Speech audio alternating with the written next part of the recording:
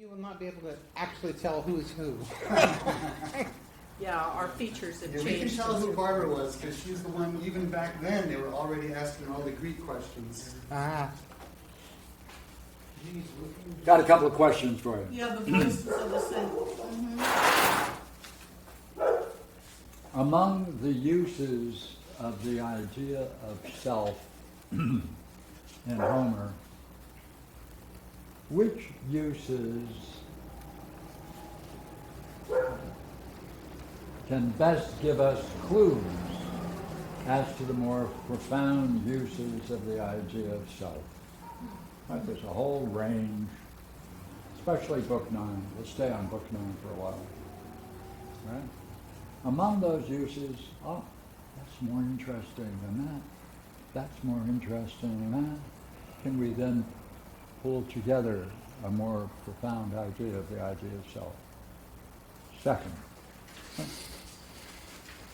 same issue. What can we learn about Homer's design of the Iliad if we just stay in chapter 9? Among the different themes he scatters throughout 9, what point is he making? Is he making any particular point of significance for us to understand the Iliad? How does he do it if that's what he's doing? And how does it relate to the idea of self?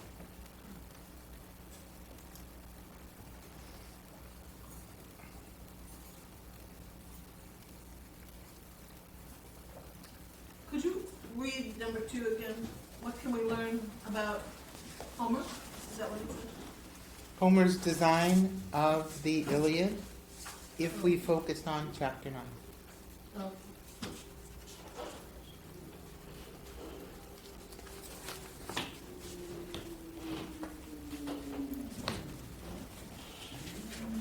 Put it in another way. Without chapter 9, what would you lose entirely? His wife read. Why is 9 perhaps one of the key chapters? There are several keys. Is 9 one of them? If so, what is it about it that makes it a key? That's all.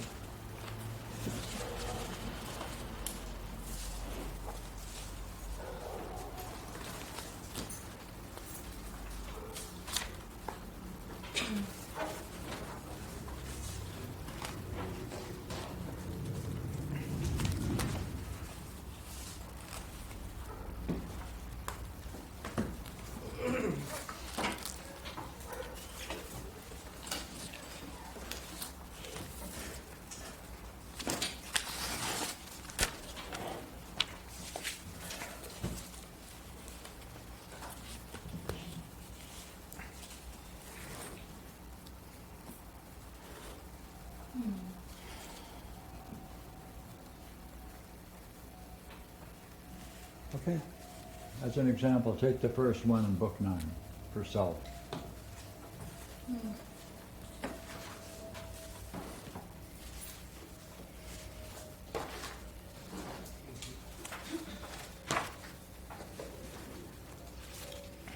In book 9, the first one is herself? Yes. I'm sorry. I'm on line 12.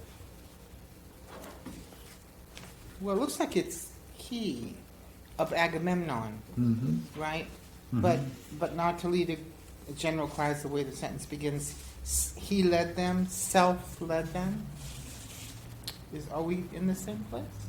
No, Am I in the wrong place? Huh. the son of Atreus went about stricken at heart with intense frenzy. That's true. That's where you are? No, That's line 12. I know it is. Oh, then I'm just off. Where How am I? weird. Huh. Oh, I know the difference. You got it? This is chapter 9? You're correct. Agamemnon. All right, that's actually line 9, and line 12 is further down. Ordering his clear-voiced heralds to call each brave by namely to assembly without shouting, while self took pains with the foremost.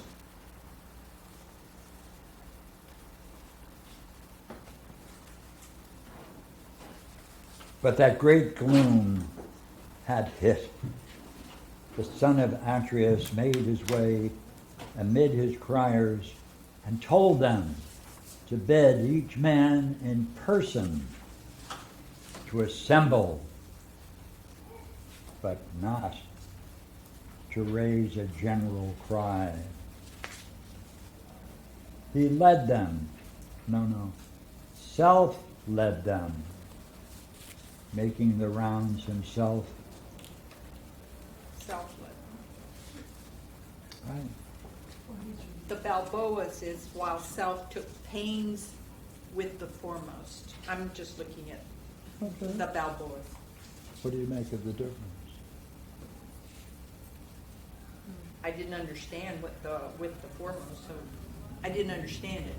Oh. With, it's while self took pains with the foremost. Not sure what that means. Here it says self led them, making the rounds himself.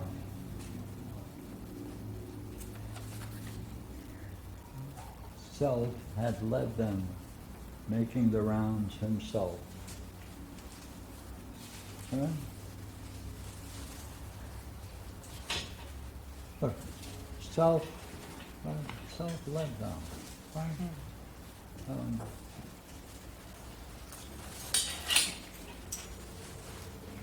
I'm on the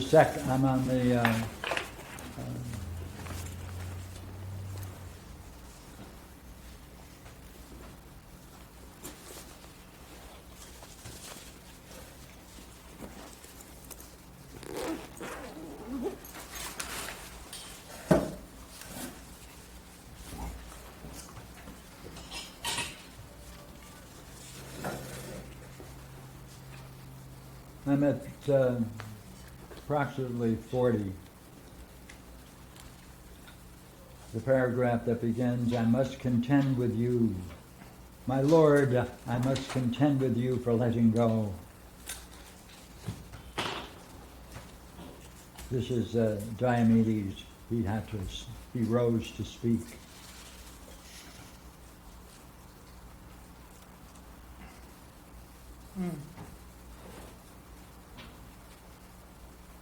What has come over you to make you think the Achaeans weak and craven, as you say? If you are in a passion to sail home, sail on. Huh? Mm-hmm.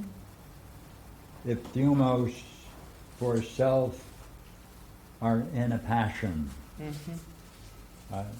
What's that mean, thumos for self? desire.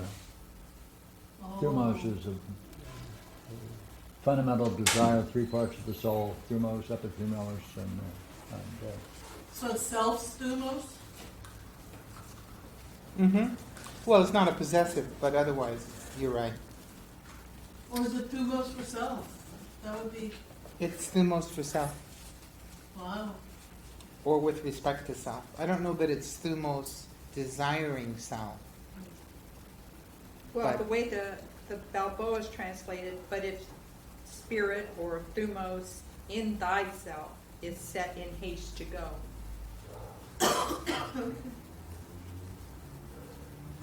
He elevates it to thyself. Oh, wow. see, if desire for the self is in passion, right? Look at the way he perceives it, right? It's not interesting.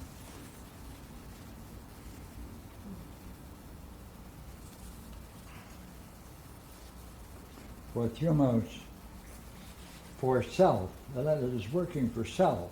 Mm-hmm. If thumos for self, wow, that's a very curious way of talking, are in a passion.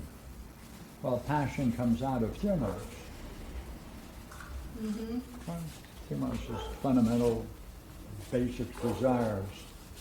Wow. That's,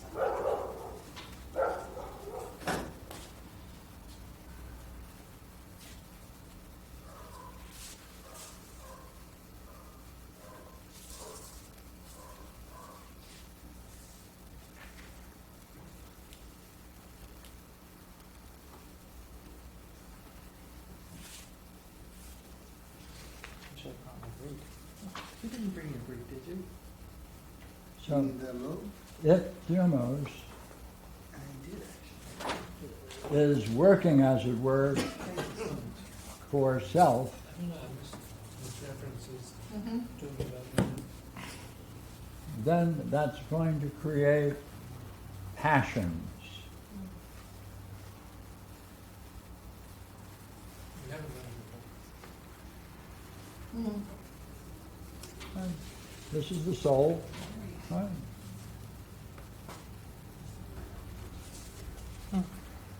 The heaviest part of it is thumos. So if thumos and self, that awakens passions. That's the origin of passions. Right, if thumos is linked to the self, well, that pushes on passions. That's really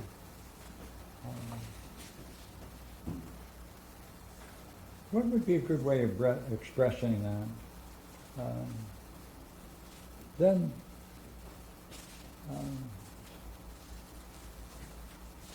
thumos, they are in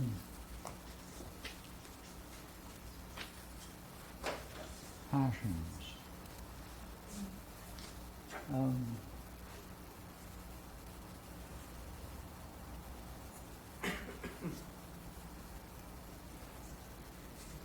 That's suggesting that there are many ways you can invoke or arouse your passion, but if it's directed for the self, primarily, then these thumos, these desires, are in passions. They become passions. Ah. Look, try this one. Pia, Yeah. thumos can also be the high-spirited part of the soul in It some is. readings, and Yeah. so, Yeah. and epithumos, the desire, so it actually can be, like, if the high-spirited part of you, which would take reason, alive with reason for Plato, would lead you to action, it's saying, like, if you're in that state where your thumos is aroused to a state of passion, right, then it would be a very powerful drive. But it may not be linked with reason. That's true. Yep, that's why I didn't say it was, but only that in Plato it is. Yeah, it's like a warrior. The part that Plato uses, doesn't he, for the warrior spirit? Oh. Although everyone has it, so. Try third. Come on. Eureka, 3. spirit. Or flowers, too. Here we said we were going to try, hold on. That's 40. Say 2, we'd like to do that. Okay, I want to.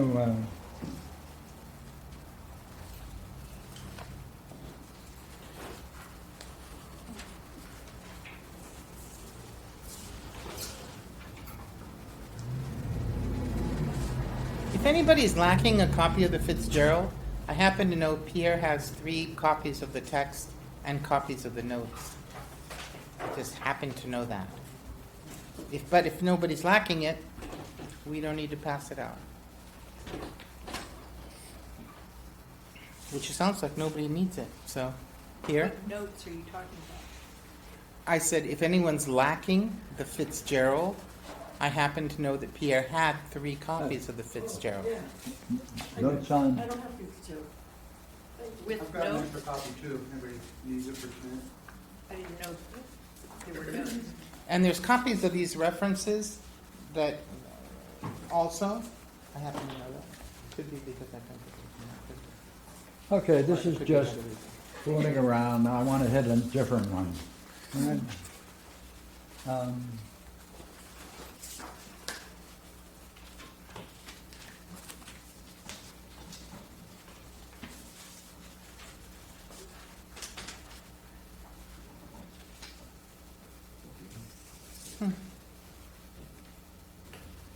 This is the really great episode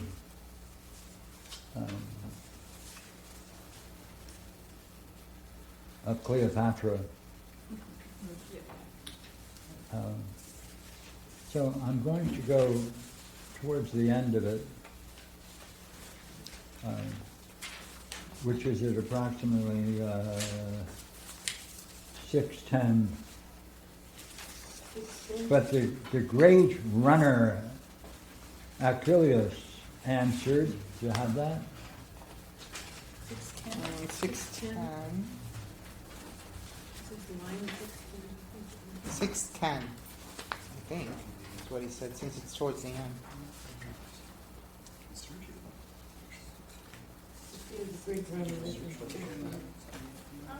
Thank you. All right.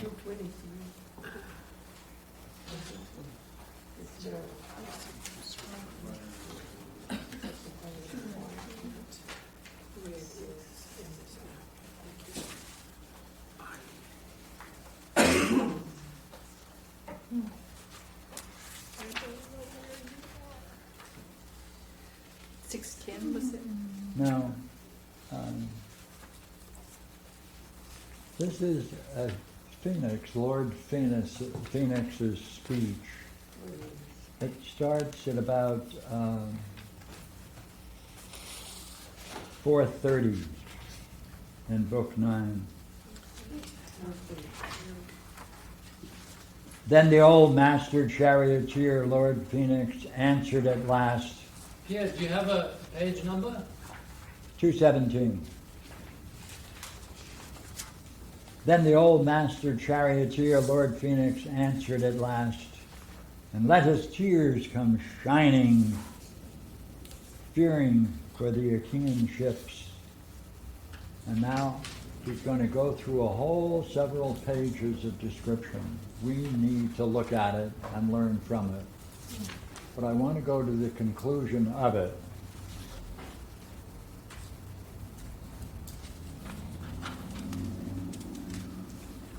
Can you go to the beginning of the paragraph? It's about 20 lines from the end. Then at last his lady, that's on page 222, approximately 590. Got it? Line 590. 590. Read it from what's Line 718. Line 718. It's at the top of page 222. This would be approximately 590. It's at the top of page 222 in the Fitzgerald. Then at last, his lady. Yeah, it's like the third line. Okay. All right. Would you agree what we need now is a reader? I'll read. Please. Okay. Then at last his lady, in her soft belted gown, besought him weeping, speaking of all the ills that come to men whose town is taken. Soldiers put to the sword, the city razed by fire, alien hands carrying off the children and the women. Hearing these fearful things, his heart was stirred to action. He put on his shining gear and fought off ruin from the Aetolians. Mercy prevailed in him. His folk no longer cared to award him gifts and luxuries. Yet even so he saved that terrible day. Oh, do not let your mind go so astray. Let no malignant spirit turn you that way, dear son. It will be worse to fight for ships already set afire. Value the gifts. Rejoin the war. Achaeans afterward will give you a god's honor. If you reject the gifts and then later enter the deadly fight, you will not be accorded the same honor, even though you turn the tide of war. Right? Good advice to Achilles. Now, in that,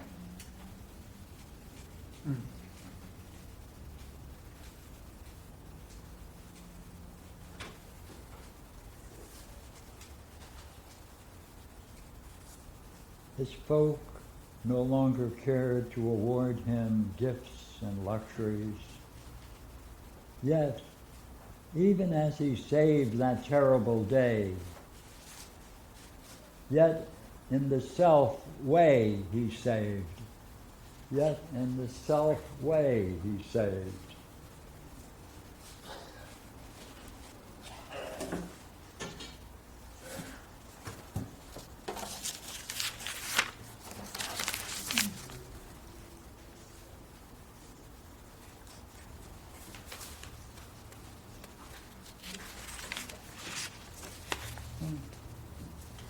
In the self-way he saved many of them. How is the use of self being used there? It's not like himself or herself. In the self-way he saved. That's not on our list. Is that Yes, it is on your list. at what line? I would imagine it's about 6 something. 725 is what it is in Fitzgerald. There's more than. Oh, no, I'm looking at those wrong numbers. I'm looking at, what are those little numbers on the inside? The paragraph that you just read is the right paragraph. And there's a self-waived. It's Page at 12. line 599, Phoenix to Achilles, page 222. The Greek line is first, as the key says, Yeah, got it. and then the page number. Okay. Okay, Julie, what do you see? She doesn't know how that works. How is that being used?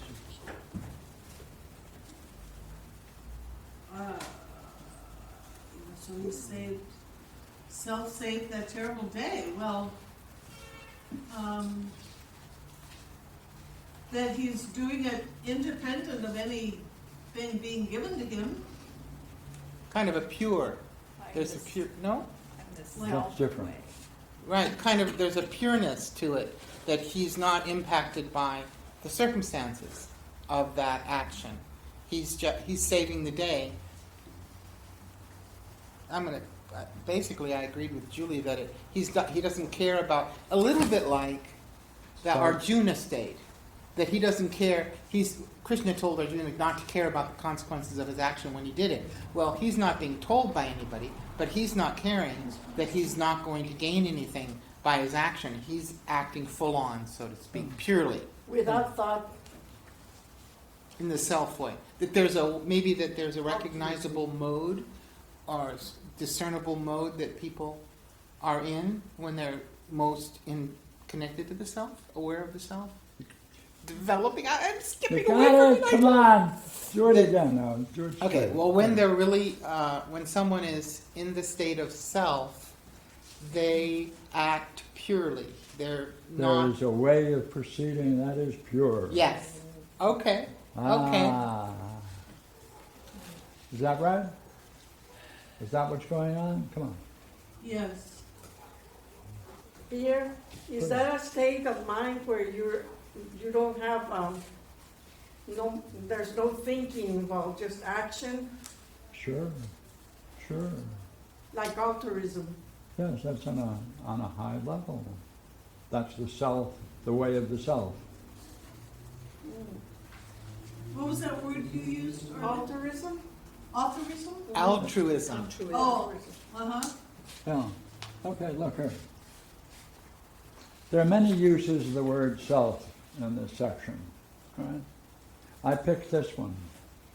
How does that compare with the one we put in at first?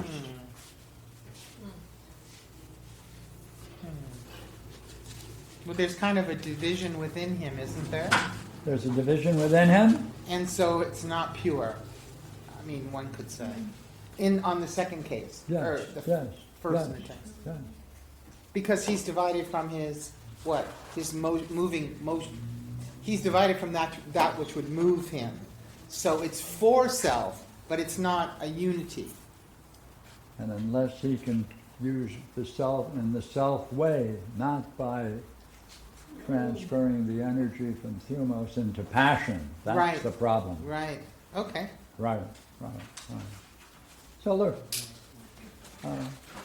I'm for helping us in this work, and therefore I'm following Barbara's suggestion, which is rip out that whole section on Phoenix's speech. All right? And throw it away. Was that your thought?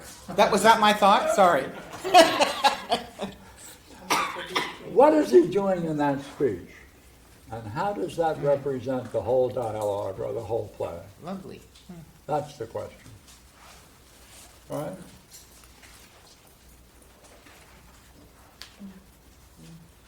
Is it possible that everything in Phoenix's speech can represent the whole drama of the entire work of the Iliad? How would you see it?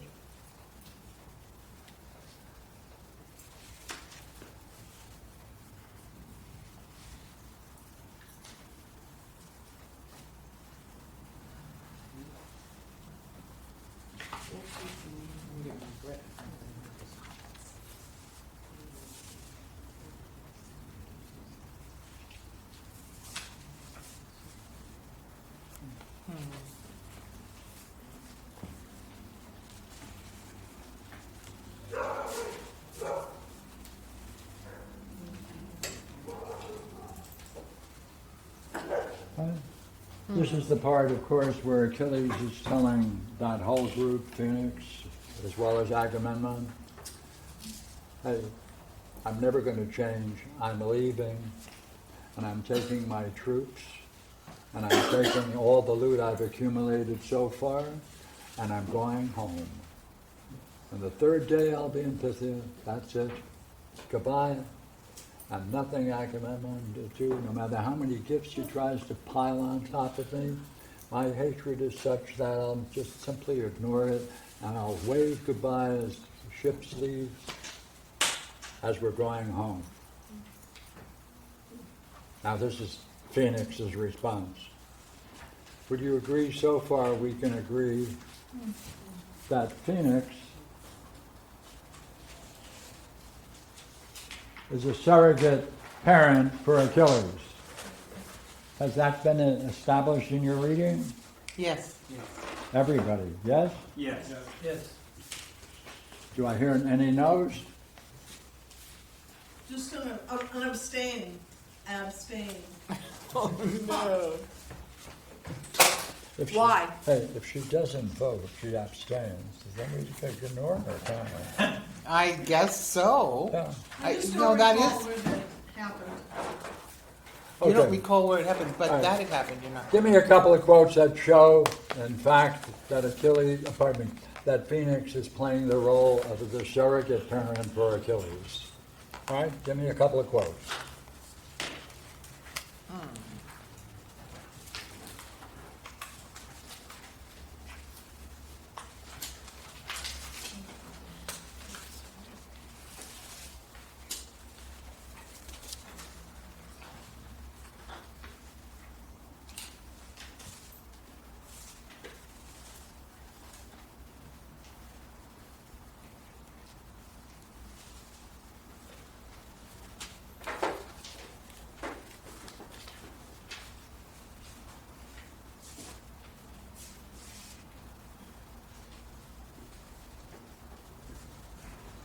At the bottom of page 218, or I'm not sure what the line is likely to be, but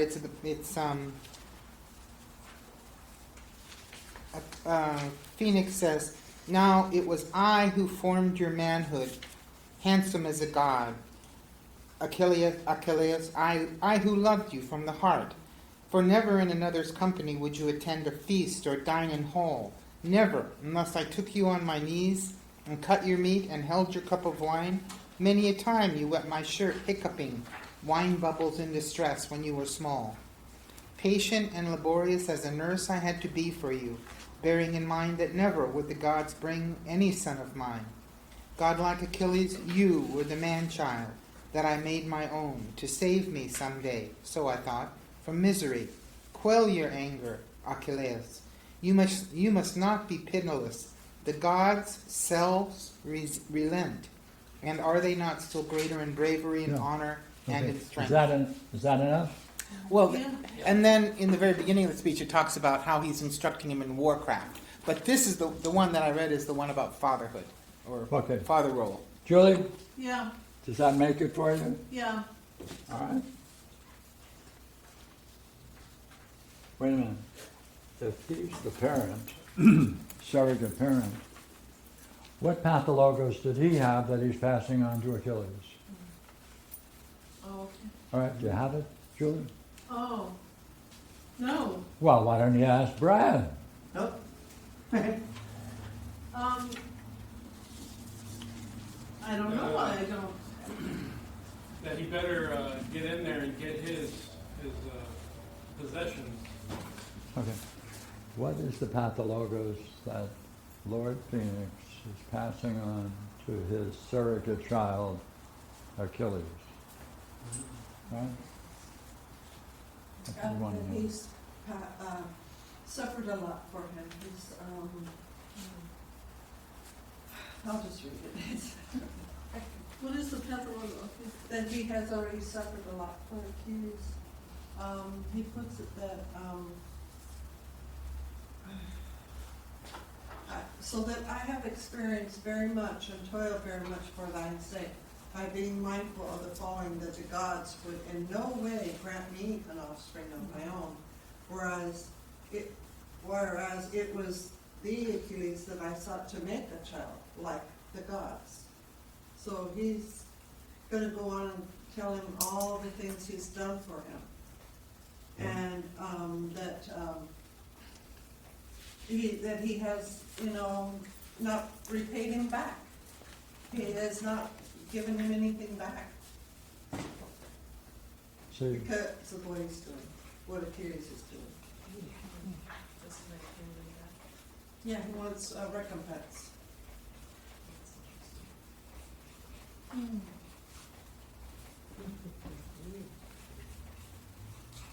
So the pathologos is All the things, he's listing all the things he's done for him.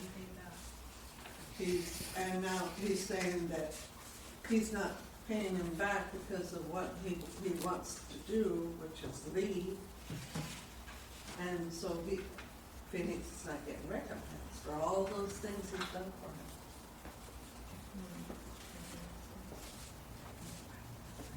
him. But wouldn't you have to show that Phoenix didn't recompense somebody else? And He- that's what he, That's at the beginning of the story when he escapes his own mother and father. They actually put a guard on him and he escaped the guard. okay, look, will you in agree chapter that, 1? will you No, agree it's at the beginning. Oh, that a pathologos is a recurring pattern of action? And it has its origin based upon one's parents' own behavior and life? So tell me, what event framed Lord Phoenix that you can then see being acted out in Achilles' story? That's the goal. So what is he announcing in this chapter that allows us to see a pattern? He's reminding Achilles in this moment of his life, his early life. He's putting it all down. We have to pull it out. So,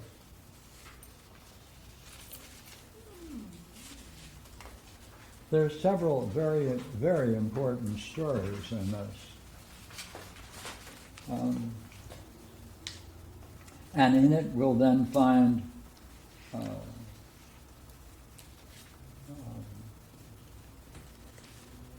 nearly 10 self-references in this section.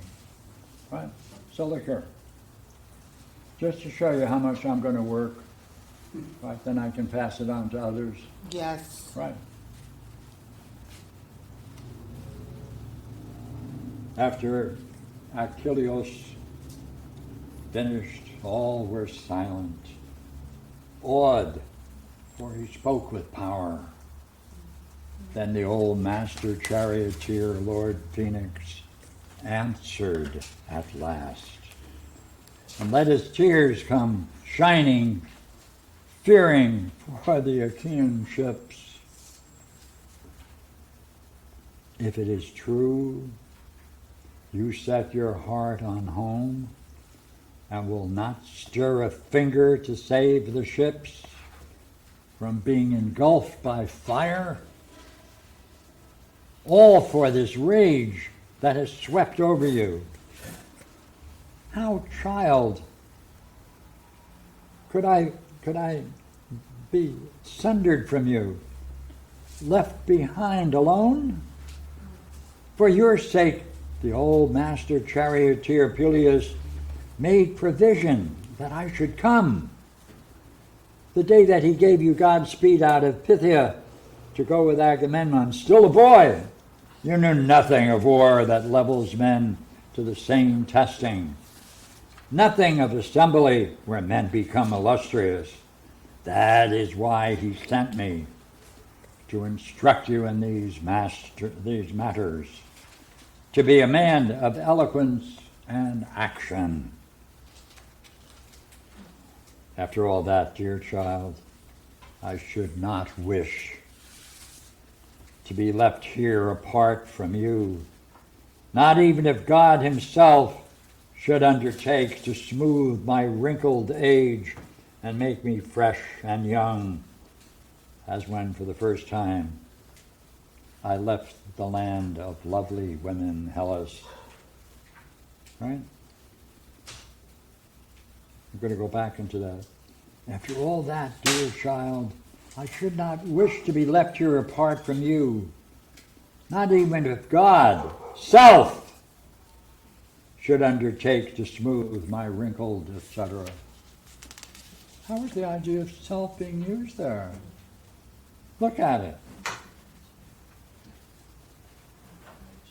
After all that, dear child, I should not wish to be left here apart from you, not even if God, self, should undertake to smooth my wrinkled age and make me fresh and young. How do you see the idea of self being used? It's linked with God. What does that mean? What does that suggest? Well, we could use the same standard that it might suggest the pure divinity, acting in a way purely, not, because this is a conflict where gods take sides. Mm-hmm. But here it's saying, if God self should undertake to smooth. It seems like it'd be fair to say that we're talking about a higher sense of self, higher sense of God. Sorry. Higher sense of God, even. Yes. Yeah. Wait a minute. Do you go along with that? Take a look at the quote.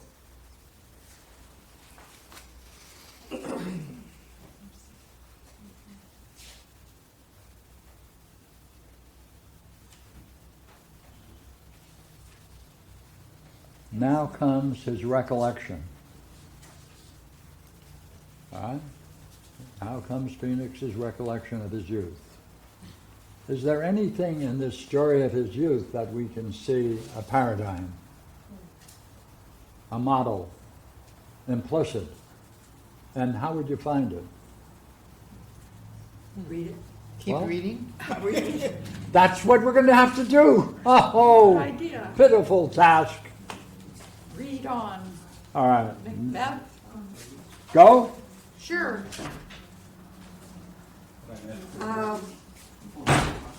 We're finishing up there, sorry. As when for the first time went- I left the land of lovely women, Hellas, I I went went north north to avoid a Feud. feud with my father. Hey, I want to see the feud. Ametor, or Menides. His anger against me rose over a fair-haired slave girl whom he fancied, without respect for his own wife, my mother. Mother embraced my knees and begged that I make love to this girl, so that afterward she might be cold to the aging man. Great mother. I did it. My father guessed the truth at once and cursed me, praying the ghostly furies that no son of mine should ever rest upon his knees. A curse fulfilled by the immortals, Lord Zeus, of undergloom and cold Persephone. I planned to put a sword in him, and would have, had not some god unstrung my rage, reminding me of country gossip and the frowns of men. I shrank from being called a parricide. Parasite among the Achaeans. But from that time on, I felt no tie with home, no love for lingering under the roof tree of a raging father. Our household, our neighbors, it is true, urged me to stay. They made a handsome feast of shambling cattle butchered, and fat sheep. Young porkers by the litter, crisp with fat, were singed and spitted in Hephaestus' fire. Rivers of wine drunk from the old man's store. 9 times they spent the night and slept beside me, taking the watch by turns, leaving a fire to flicker under the entrance colonnade, and one more in the court outside my room. But when the 10th night came, starless and black, I cracked the tight bolt on my chamber door, pushed out, and scaled the courtyard wall, unseen by household men on watch or women slaves. Then I escaped from that place, made my way through Hellas. Okay, that's all. That's it. That's enough. So what? He really didn't need this, unless there's some meaning in it. Now, what do you make of the story? It's Hold it. Back row. David? Phoenix is trying to tell Achilles to stay and fight. But twice he says, I went north Mm-hmm. and I escaped from the place. Which is not what he's trying to convince Achilles to do. He's trying to convince Achilles to stay, but he went north. He left. He cut and run, which is exactly the opposite of what they're trying to convince Achilles to do. But Achilles wants to. Cut and run. He wants to cut and run. He wants to cut and run. So No, he's Achilles- following. He's following in that respect Phoenix is teaching. Phoenix's speech. What else do you find in that speech that's similar? Come on. There are, I'm sorry, I read it 3 times. There are friends who come. There are feasts. There are offerings. Everything that the emissaries bring to Achilles, Phoenix was offered. Okay. Let me ask a question. There's also Hey. Yes, go ahead. injustices in the very beginning. What? There's injustices in the very beginning that drive him to act in anger as well as Yes, his that's- father and mother. That's true. Can you get some specifics from the story itself that might show us the similarity? Like, Well, what's true? Well, it's Here. it's He over didn't- it's over a drama over a girl, right? Like Greece is. No, Yeah. Yep. not again. Yeah. Such that, right, he has to he was gonna kill his own father. Oh, what's similar to that? He's going to kill Agamemnon. Achilles and Agamemnon warring over a chick. Because he was ready to pull the sword from the sheath? Oh yeah, yeah. Is that going on here as well? Yeah. Yes. Ah. And some god intervened. And some god intervenes there too? Is there a mother involved? Yes? Yes. Is there a mother functioning in the same way in Achilles' life? Thetis. Thetis? Yes. Why? Oh, What does she do? Even with the knee, going to the knee of the god, right? Right, to Zeus. Yeah. Right, she goes to Zeus and embraces his knees and pleads with him. Just as, just as she did with him. Right. Yeah. right, right. Look here. How many more? Come on, you're doing well. Yeah, interesting. It's interesting, I hate to bring this up again, but I'm always interested in the difference between 9 and 10.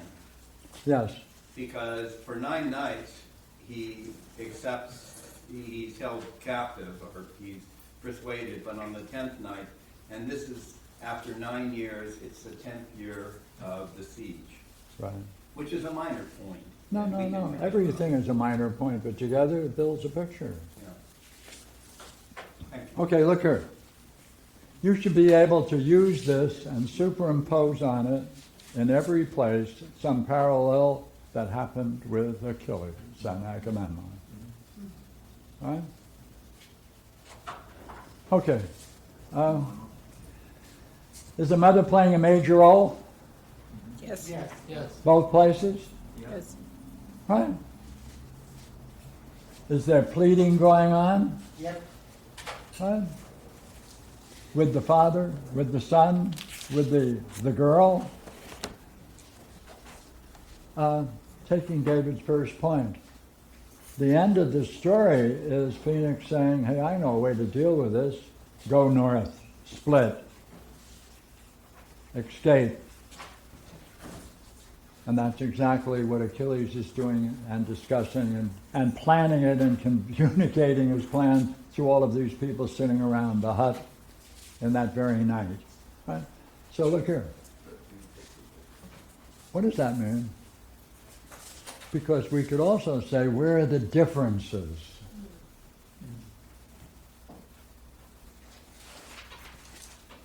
Well, Phoenix is an immortal.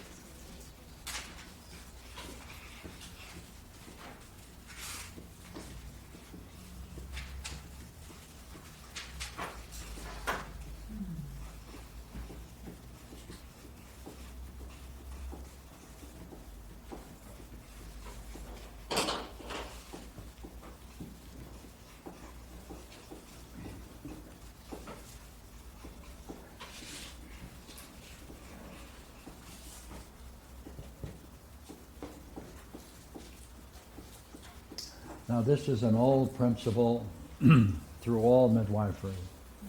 When you're looking for parallels,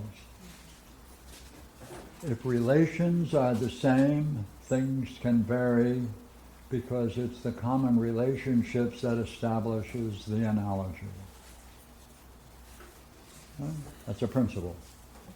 So yes, there are going to be some things that vary in the story itself. But can you line up how many relations between them are constant? Name them, come on. 1, 2, 3, 4, 5, 6, come on. Do you find each of those 6 relations absolutely essential in Achilles' expression with his wife and his loss of his wife through Agamemnon?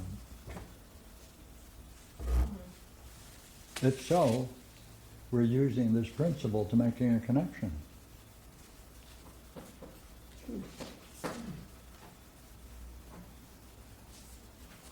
Put it another way.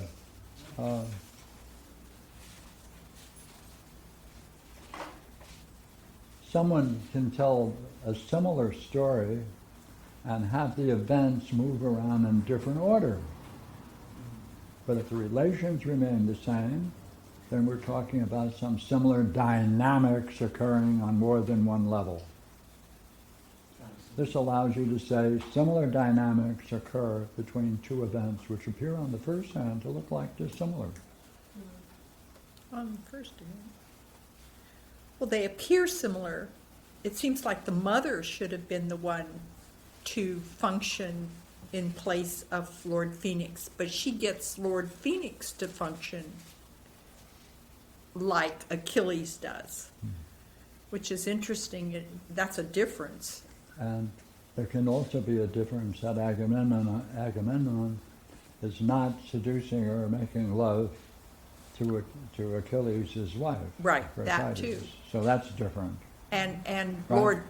Lord Phoenix is not Zeus. That's right. the mother goes and treats him and begs him to act out. So things and events may vary, but the relationships, we have at least, so far, at least 7 or 8 already. Uh-huh. All right. What else now is Lord Phoenix doing to establish another analogy? Let's pick it up from there, all right? We've got a couple of readers. Regina did well. Going once? Thank you. I'm just trying to find where we are. Do you want to pick it up from the end of that story? Yes, you want to go? Okay. What's the funnest? Then I escaped, is where we ended up. That place. Do you What see what page? that is, Eldor? What? 218, 218? a little bit past the halfway point. Now, That's 579. Oh, I got it. now the trouble with doing that, of course, is that we're skipping several self-references in the section we just read. Right? The second one is to avoid a feud with Father Aminator, right? His anger against me rose over a fair-haired slave girl whom he fancied, whom self-fancied. Which puts her in the class of Briseis. Right. Right? Not another, Because it's another parallel. another parallel. Yeah. Right, okay. Another one. Go about 10 lines further. I felt no tie with home, no love for lingering under the rooftop of a raging father. Our household and our neighbors, it is true, urged self to stay.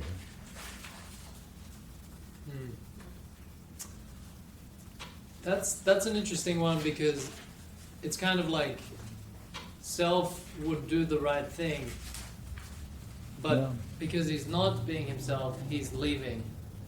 He's acting out a pathologos. Yeah. Would we put, if we wanted to translate, would we put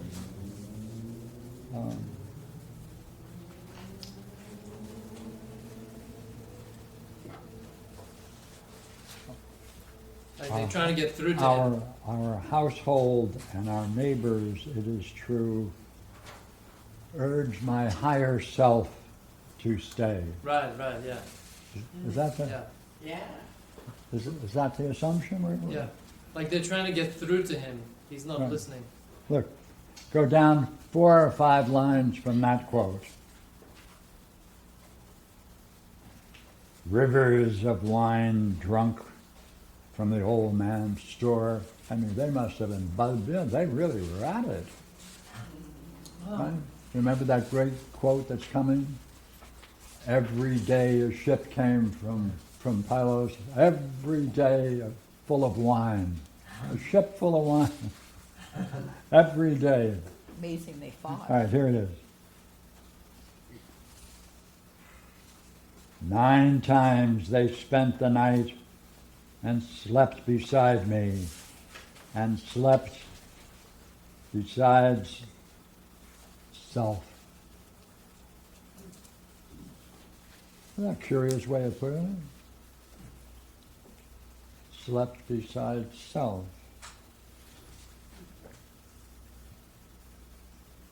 All right?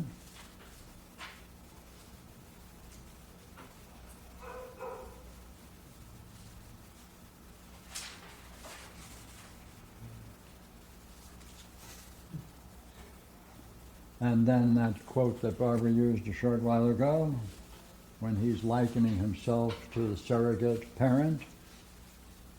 Right?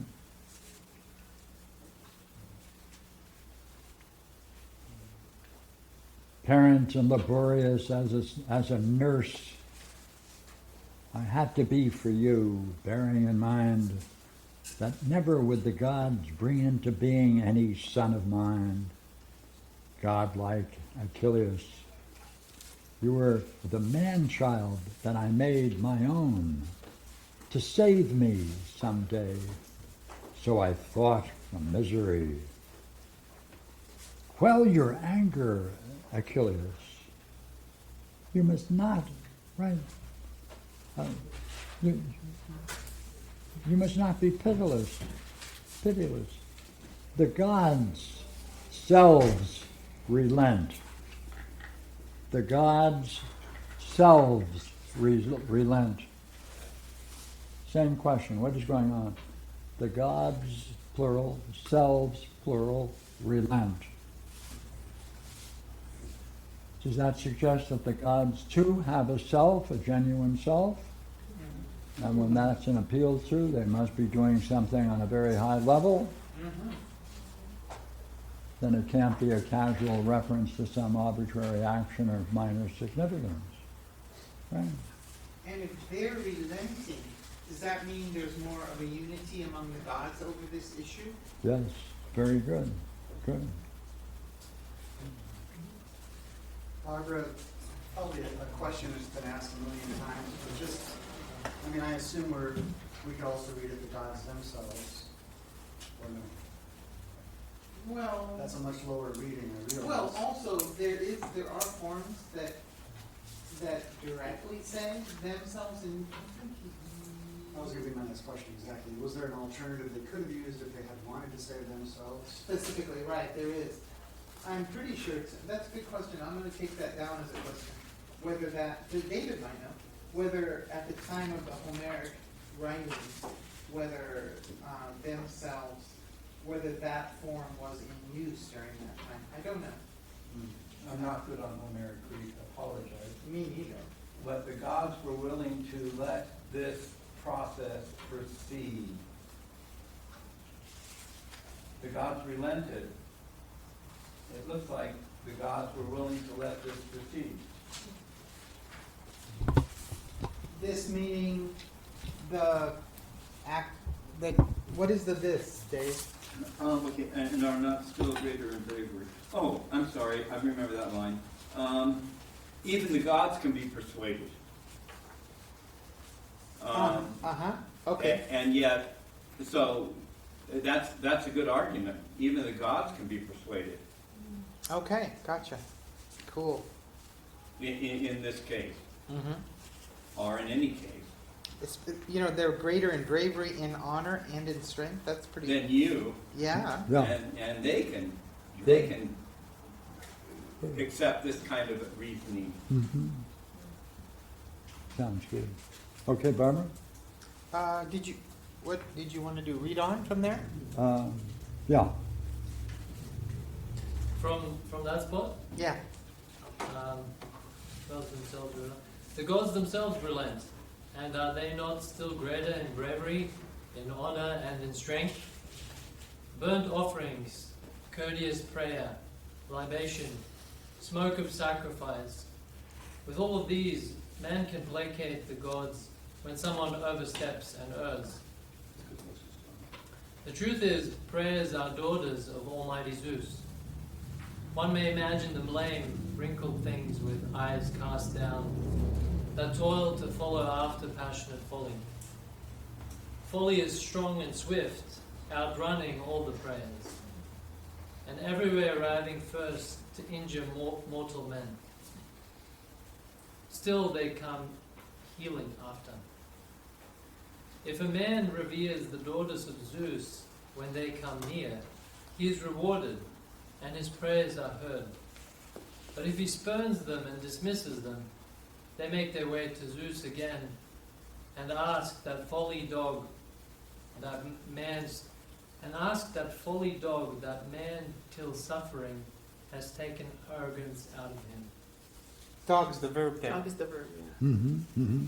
Go ahead, make a comment, Barbara. Oh, well, I was just saying, it looked like, Yeah, it's like, what would you say? Pursue in an obnoxious fashion? Oh, okay, gotcha. Ask that folly dog that man. St. Pierre, could prayers to the gods be analogous to gifts and persuasions among men? In the symposium? No. The daughters of Zeus are prayers, and that's how you appease the gods. And gifts and persuasions are for men and how you appease men. So I'm wondering if this is an analogy. Yeah. Yeah. Gods are to prayers Yeah. as gifts and persuasions are to men. Yeah. Look at this quote. If a man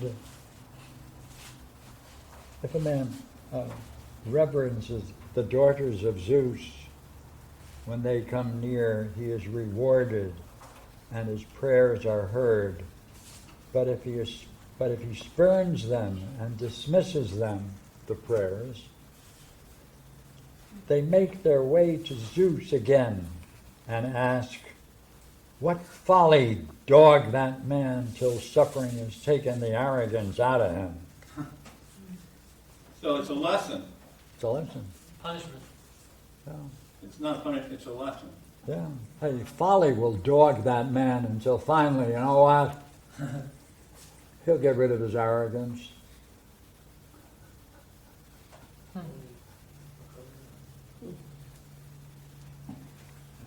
Relent.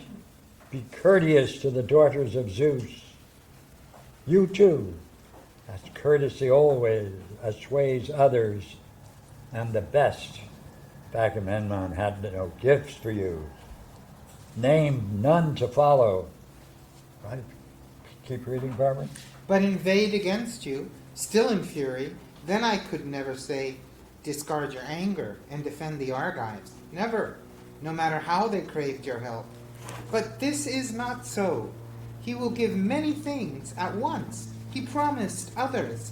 He has sent his noblest men to intercede with you, the flower of the army, and your friends, dearest to self among the Argives. Will you turn their words, their coming, into humiliation? Until this moment, no one took it ill that you should suffer anger. We learned this from the old stories of how towering wrath could overcome great men. But they were still amenable to gifts and to persuasion. Hey, they see that what Achilles is doing fits into a pattern. And he's letting him know that. It's not new to you, No. Achilles, but this has got a history to it. Yeah. Hey, you fit in this pattern, buddy. That's important Yeah. to see that it's a pattern, Yeah, that it's not unique to you. You think it is. sure. And I'd like to add to what Gina said by saying that this pattern is a tradition in literature in the classical world. And well established, and everybody knows it. Everybody know, yeah, that's Achilles' problem. Yeah, by the way, the arrogance he has, sooner or later he's going to have to deal with it. But if he deals with it too late, he's not going to get any rewards or benefit or reputation. And he'll still do it. He'll do it in the end. Don't worry about it. How can they be so casual about their own deaths? Well, that's pretty easy. They're samurai. Oh. This is a samurai tradition. First you accept death, and then you work through fear. Yeah, but the thing about being a samurai, if you want to take that model, is that you're doing it for a good cause, not for stupid shit like No, you're not. sitting in the corner and pouting. You're a sellsword. Yeah. But We're first all you gonna die accept. because of this guy, right? It might be part of nature. It might be part of what people go through. But still, I'm not sure I want to necessarily stick around waiting for his growth to cost me my life. Well, you're not a samurai. Is that part of being a samurai? Yes. I talked to a friend who knows samurai. And the samurai will will pay with their own death for another person's growth. The first step, No. overcome fear, and then fight. Well, Not for another person. They're sellswords. Samurais are sellswords. It's individual. Game of Thrones. Swords for hire. Mercenaries. Oh, so they overcome the fear of their death. Yeah. But that's different from the reason for their death. Well, your original question was, why would they accept death? No, why would they accept their own? Why are they being so casual about their That's own what I mean. deaths which will be caused by his sitting out the game. But, you know, why should I die for your anger? I see it as, I could very much as a Greek understand this as part of a natural process. We've seen it many times before, blah, blah, blah, all of that's fine. It's nothing new to us. But I'm not necessarily sure I want to be the one sitting on the plate for steak dinner just because of your problem. Your anger is not a great reason to be a samurai. The next two books are full of doom. Yeah, let me give you an example. There's a place in Newport that I came across by accident a couple of years ago. It's a veterans restaurant right there on the beach. What a kick in the head. And Cool. I walked in, you know, and there were a bunch of guys. It's a bar inside of the bar. They're all drinking. So. And one is a ex-Marine, and he's holding one up, and he's saying, you know, he says, when I see what's happened to all my friends that survived these wars, they're in terrible places. They're living a terrible life. There's no longer any honor for them. There's no longer any real excitement. He said, you know what? I think we all agree that we would rather have died in battle than end up the way we are now living. So that's casual. Wow. That's true. And it is the spirit of I mean- dying in battle. I mean, everybody praises life. No, that's not true. A good life. A good answer. And if they can't have a good life, what good is life? I get that, but Therefore, by the you can same be, token, they're therefore all you can be collectively- casual about it. Sorry, your last? Therefore, you can be casual about it. Yeah, but what stops them from just giving up the game and being completely casual then? I mean, they're collecting spoils. When they win, they pick up women, children, cows, horses, you know, treasures, and they're going home with this stuff. The idea is to go home, not to just go out and commit suicide by Troy. They haven't given up completely. They're there to win a few things and go home to their women or bring another woman home. No, he Sounds wants, like Not you to danced- die because of some guy sitting, I still don't, I do get your point, Peter, but I don't see how that's, no. What you're I don't calling see how suicide, it- they're calling honor, my friend. I don't see that, I see you've answered your question. So I'm not sure what you're saying. You've answered your question. how have I answered your question? Well, that they're there for the spoils. That's what drives them, as well as their honor. It's not Achilles' anger that they're doing it for, or that they're upset about. Okay. Yes, but okay, that's a good point. Okay. So they're still gonna try, but the thing is, many of them are not going to die. They're gonna die needlessly. They don't think that. They did, many of them do die needlessly. True, but they don't think that. How do we know that? Because that's how, well, how do they go into the war even knowing that Achilles isn't there?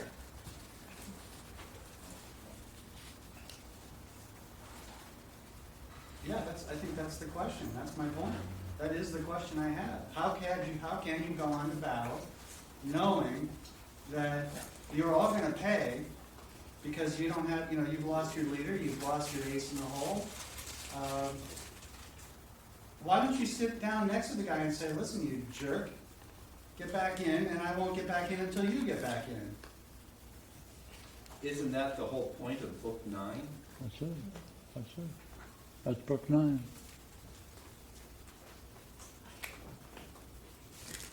How do you mean? Well, they're saying, we're fucked if you don't get back to work. Which is kind of what he's saying. I They think don't the believe issue that. is when Achilles is willing to return, to flee battle, he's already playing a game. He no longer has a noble life. It's gone. Well, theoretically, it wasn't noble in the beginning, either, for any of them. They're essentially mercenaries, or they're on a vengeance trip to get back for Paris's theft, right? It's Well, not now you're necessarily- asking a different kind of question, which is why do people go to war? Yeah, but I think what I'm trying to get at is, yeah, they want to bring things home, they want to live a better life. If they can get away and do with it, sure, absolutely. If they can make this all happen and get back on their boats and go home, super. With a few women under their arms, great. But that's very different from a needless death. Like, So the question is, in what state of mind would he be in if he then leaves the battle and goes home with his troops? Deserts. Essentially, he's a deserter.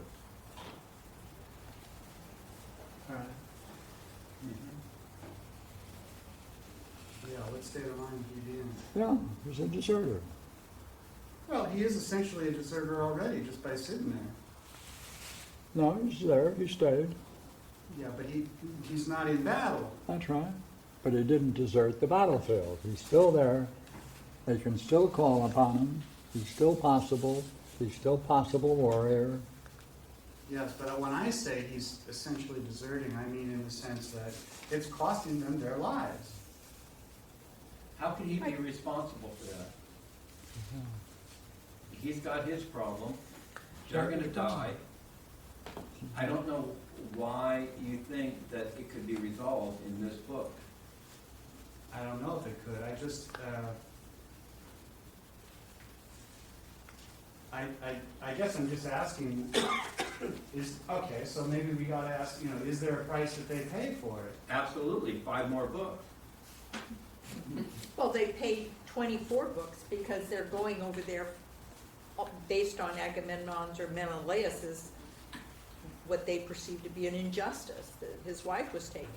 Right, from That's the start. reason to die, is because your wife is taken. Well, go get her. Hmm. I mean, I don't know. It seems, I mean, the whole Athenian group of people go over and fight a war against Troy. There's a higher level that, I don't know.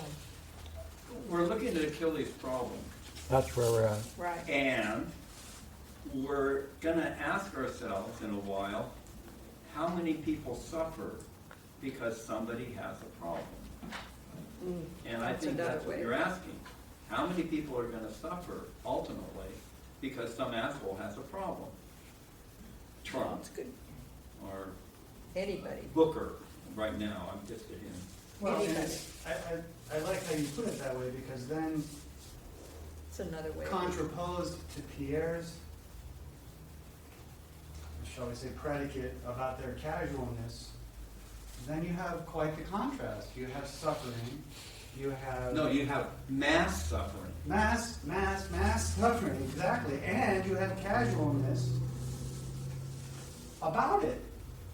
How can you have those two, and Trump is another good point, right? Now you got mass suffering and casualness about it. Except you know what this But I is? think Pierre's point is it's a different kind of casualness. than- Why don't news reporters confront Trump when he insults them to their face? Oh, they do, No, they don't. They insult Trump to his face and they don't confront him. This whole And book is if written you by had a reporter Achilles, from okay, that's a MSNBC nice that book. confronts If him. you had Achilles in your face and you confronted him about his problem and you tried to push it, you're talking to the president. You can't insult the president to his face, even if he insults No. you back. But what Katie Tur does is she doesn't insult him. But what she continues to do is to pursue questions that he avoids again and again and again. When other reporters won't do it, she sticks with the question. But the interviewers can't defend themselves against his insults. And that's what we're in now. We're in the tent. We're in the Oval Office. And he insults them. They will not defend themselves. And my point is, you can't defend yourself against Achilles. If he says no, that's it. I'm not going to use that word, but that's it. You don't have a choice. You have to walk back and figure something else out.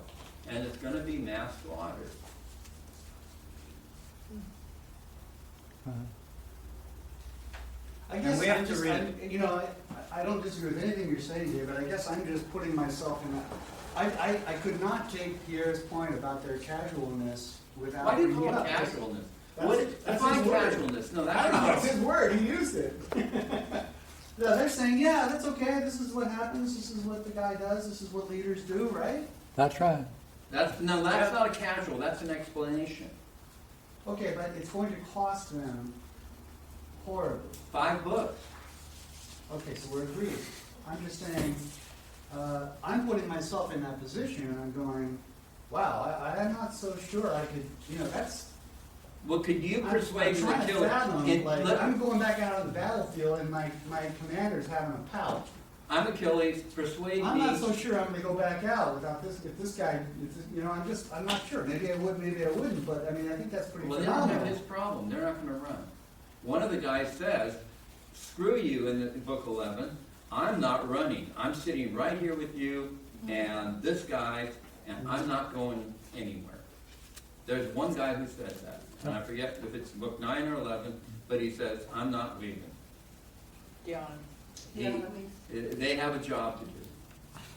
No, that's certain, and that's another way to go, certainly. So I need you to define casual.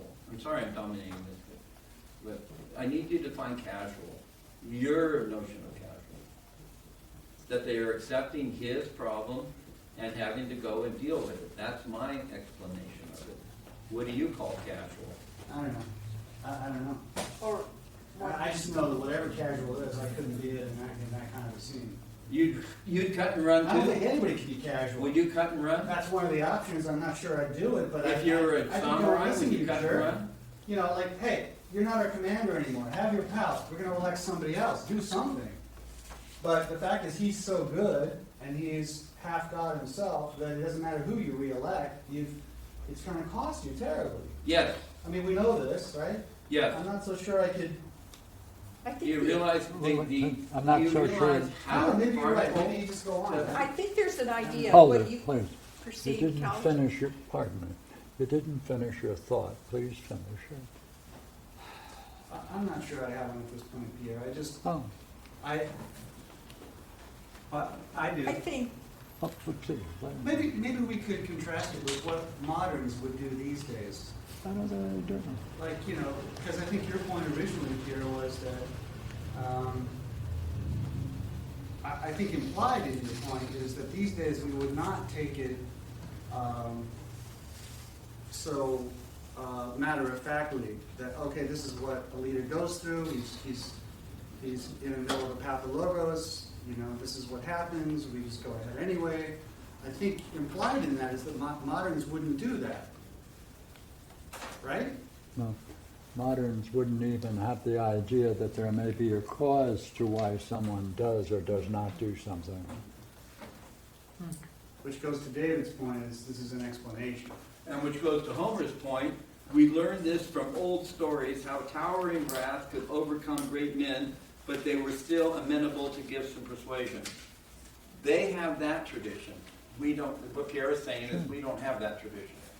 We don't have a tradition of understanding. So there's, what that phrase, what that is saying is there's still hope. We could bring him back in with enough persuasion and charm. What Pierre is saying, we don't have that. No, yeah, we don't have that, but they. That's all I'm offering. I'm not saying there's hope. Yeah, see, casual. The only, in a sense, the only scene you regret is your first act in combat. After that, it's just everyday occurrences. You can walk by people getting shot. Yeah, they get shot. You know, that's what happened. What? Why do you regret the first one? The same reason that anybody who does anything unjust has to walk away knowing that they've been unjust.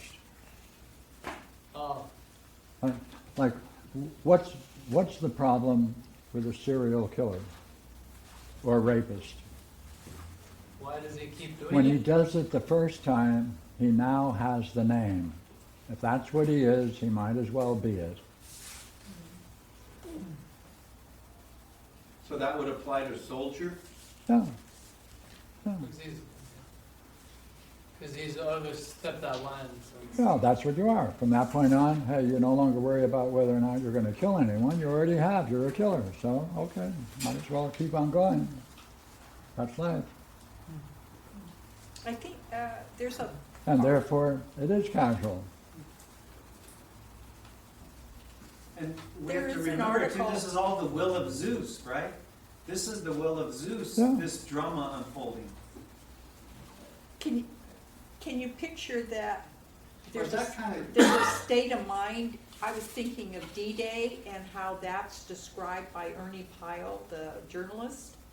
I don't know if you read that article recently, but he describes how these men would fight to get just 1 inch up a hill, and there would be lines of bodies, and they would just keep going.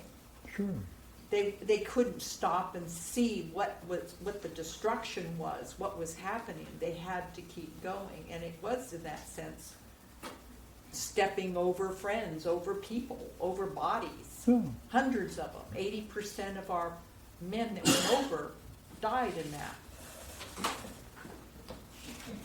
yeah, but, okay, so I those, mean, so maybe the idea of casual is something to look, or what is meant by it. Yeah. But You mind if I offer something?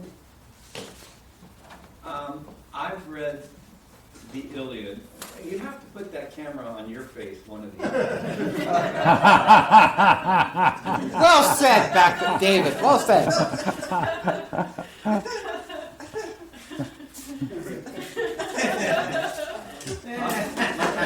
all right, good. I read the Iliad as the first Greek tragedy. And what we know about Greek tragedies is that there are always, behind the stage, a bunch of body Mike? bags. Body bags. Yeah. People die for problems. And the Iliad is the first time in Greek literature we get to see a person with a problem and how many deaths result. How much to the family, to the friends, to the wise men, to the chorus, to everybody in the city.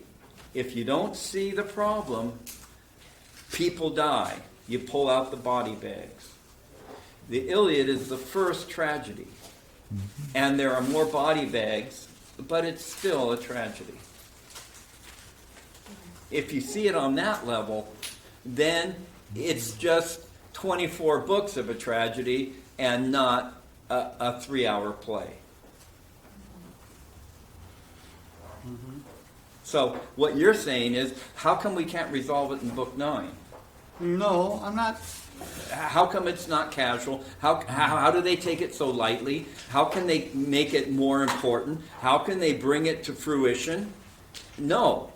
It's the first tragedy, and it takes a long time to see how many people suffer as a result of a problem. And you can trace this problem all the way back to Apollo and Ides.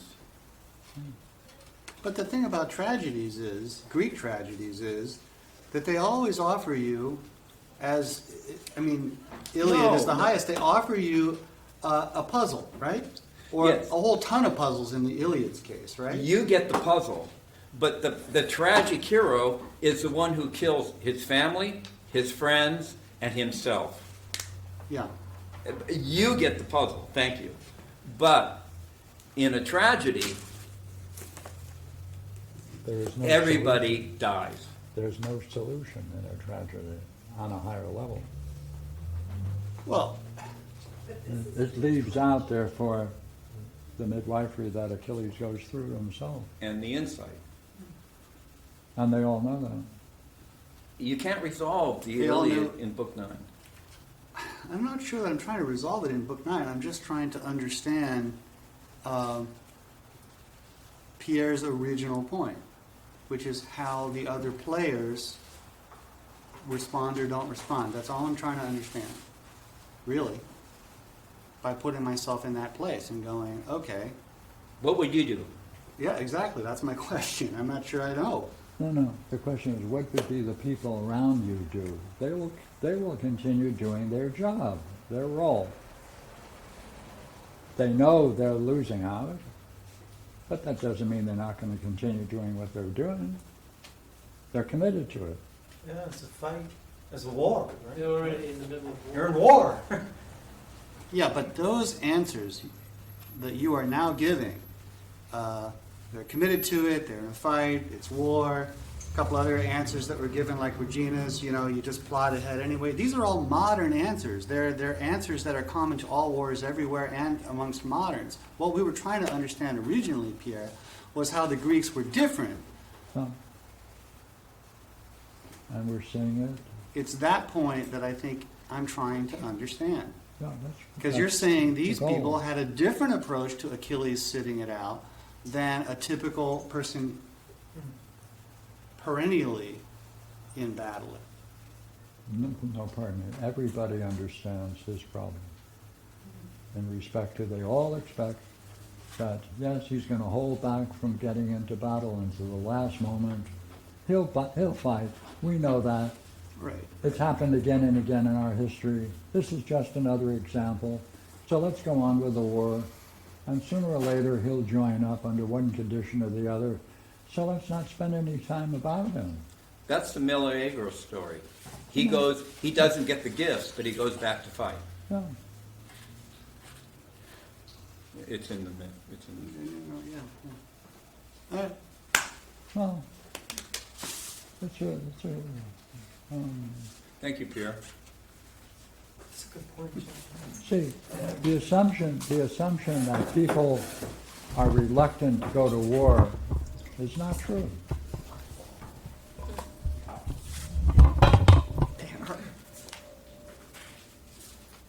Most people in this world, it lacks meaning, it lacks purpose, it's boring. Oh yeah, you've made this point before. And they throw themselves into war. Now they're in a crisis. They can escape all the side thoughts and worry. That's right. They have to live in the moment. But again, that is an answer common to all wars everywhere, both ancient and modern. Sure. I'm at least looking to understand the difference with these people that you pointed out originally. See, a classic example of this was Patton. Right? Patton lost his position as an active fighting general in Sicily because he went into a hospital to visit the people that were wounded, and he met a young man who had no wounds, and he said, "What the hell are you doing here?" And he said, "I had a nervous breakdown." He slapped him. He said, "Get the hell back into your unit." There was a great outcry. How could he have done that? Eisenhower pulled him away from the command and didn't return his command until the Third Army, therefore, entered into World War II and the Normandy invasion. At that point, someone could have said, was he right? I mean, what do you do with a soldier who broke down in the middle of a battle? Maybe the best thing is to slap him, get him back in his unit, get him the hell out of the bed. Put him on porn. Or, did anyone ever take a look at Patton and see what his background was, such that he wants to strike out against people who are in such a position? Let's take a look at it and see whether he can get an insight into it and get him back on his job. They pulled him out of the service. They pulled him out of the war. That wouldn't happen with this book.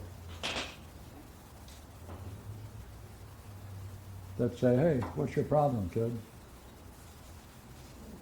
So I think what you're trying to say with this latest example, by turning, that's very nice. That takes a modern example and says, here's how Greeks would treat it. Okay, so maybe this is obvious to everybody else, but I guess what you're saying is that everybody around Achilles has a certain level of understanding and temperance in the midst of all the insanity of the war.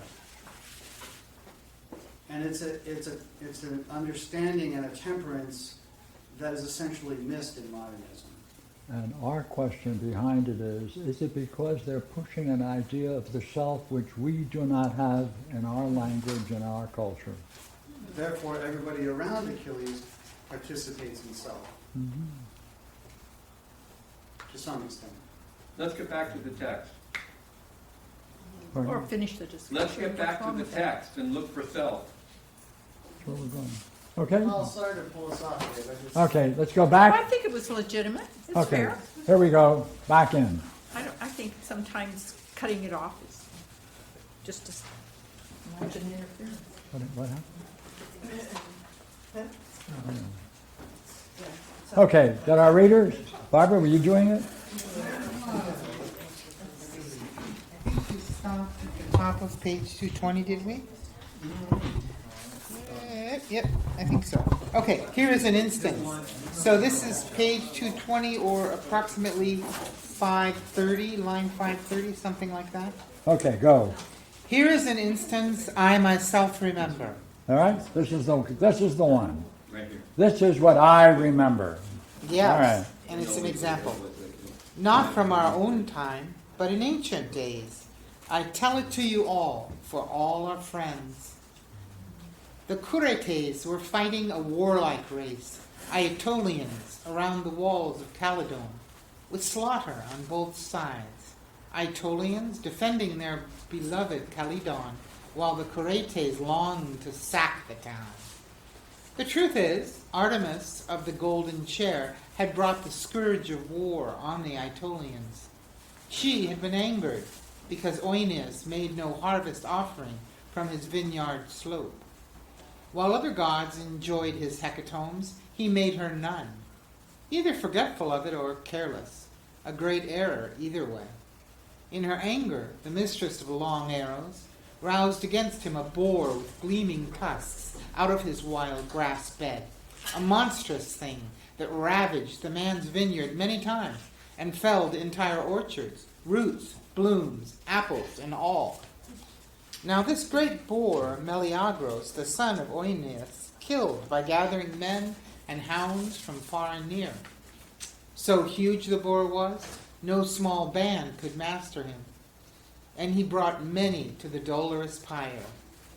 Around the dead beast, Artemis set on a clash with battle cries between Curetes and proud Aetolians over the boar's head and shaggy hide. As long then as Meleagros, backed by the war god, fought, the Curetes had the worst of it for all their numbers, and could not hold a line outside the walls. But then a day came when Meleagros was stung by venomous anger that infects the coolest thinker's heart. Swollen with rage at his own mother Althea, he languished in idleness at home beside his lady, Cleopatra. Do you want to do those self-references, or you want to? Yes. David says yes. Yeah, So that can we means do them when we get to them? we passed two of them already, Julie. I know we did. Would you That's please? So we Because I don't can't have do them when we get to them. So, well, yeah, the one is in the passage of, in her anger, the mistress of long arrows roused against him a boar with gleaming tusks out of his wild grass bed, a monstrous thing that ravaged the men's vineyard many times and felled entire orchards, roots, blooms, apples, and all. And in the text they have root selves, bloom selves, apples, and all. So, Apple cells. not apple selves, Oh. just root selves and bloom selves. Can we leave that one out? Well, I think what's interesting is it does look like pure devastation, doesn't it? You know, Dave, it's not... That's beautiful, Barbara. Thank you. Okay, so anyway, it goes on. The next one is, around the dead beast, Artemis set on a clash. And the dead beast is referred to as self here. And of course, that is the monstrous boar that ripped up whole trees and stuff. So around self, she set. Mm-hmm. She's that, yeah. Good. So, I don't know what to do. I mean, it just seems like that beast is a what functionary of Artemis, and it's like a heroic beast in some manner of speaking, because its capabilities are beyond any I've seen. Right? It's kind of beyond nature. But so I don't know. And apparently, both the Curetes and the Aetolians were fighting over the head of the self beast. That's very interesting. Kind of an honor for what? The pure commitment? Or pure, the pure agent of Artemis's, they don't see the Artemis part, I guess, but the pure agent of the destruction? Yeah, good. A cause and a goal. What? A cause and a goal. A cause and a goal. In what way, Dave? Could you put more words on that one? I mean, it was the reason for the fight and the end for the fight. I think you did it much more lovely and poetically, but it's the Oh, I think you did it more ends clearly, and the though. means. Go ahead. The ends and the means. The ends and the means. Okay. So we're in idleness at home beside his lady Cleopatra. This lovely girl was born in Marpesse of ravishing pale ankles. Aeneas' child and Ides, who had been most powerful of men on earth. He drew the bow against the lord Phoebus Apollo over his love, Marpesse, whom her father and gentle mother called Alcyone, since for her sake her mother gave that seabird's forlorn cry when Apollo ravished her. Since for her sake, her mother self. Her mother self gave that, yes. Go ahead. So, deep cry. When with Cleopatra lay Meleagros, nursing the bitterness his mother stirred, when in her anguish over a brother slain, she cursed her son. She called upon the gods, beating the grassy earth with both her hands as she pitched forward on her knees, with both her hands as she pitched forward on her knees, with cries to the Lord of undergloom and cold Persephone, while tears wetted her veils, in her entreaty that death come to her son. Inexorable in Erebos, a vampire fury listened. Soon then, about the gates of the Aetolians, tumult and din of war grew loud. Their towers rang with blows. And now the elder men implored Meleagros to leave his room, and sent the high priests of the gods imploring him to help defend the town. They promised him a large reward. In the green countryside of Calydon, where it was richest, there he might choose a beautiful garden plot of 50 acres, half in vineyard, half in virgin prairie for the plow to cut. Oeneus, master of horsemen, came with prayers upon the door-sill of the chamber, often rattling the locked doors, pleading with his son. His sisters, too, and then his gentle mother pleaded with him. Only the more fiercely he turned away. His oldest friends, his dearest, not even they could move him, not until his room was shaken by a hail of stones, as Curetes began to scale the walls and fire the city. Then at last his lady in her soft-belted gown besought him, weeping, speaking of all the ills that come to men whose town is taken. Soldiers put to the sword, the city razed by fire, alien hands carrying off the children and the women. Hearing these fearful things, his heart was stirred to action. He put on his shining gear and fought off ruin from the Aetolians. Mercy prevailed in him. His folk no longer cared to award him gifts and luxuries, yet in the self way he saved that terrible day. Oh, do not let your mind go so astray. Let no malignant spirit turn you that way, dear son. It will be worse to fight for ships already set afire. Value the gifts, rejoin the war. Achaeans afterward will give you a god's honor. If you reject the gifts and then later enter the deadly fight, you will not be accorded the same honor, even though you turn the tide of war. Now, how is this analogous to what's going on? Same Thing. Right. Right? Meleagros? Same critical point. Right. So they all know it? Hey, this is an ancient story. We all know it. Let me reveal it for you. Yep. Incredible parallels. Yeah. It starts with Apollo and whoever is fighting with Apollo over Marpessa.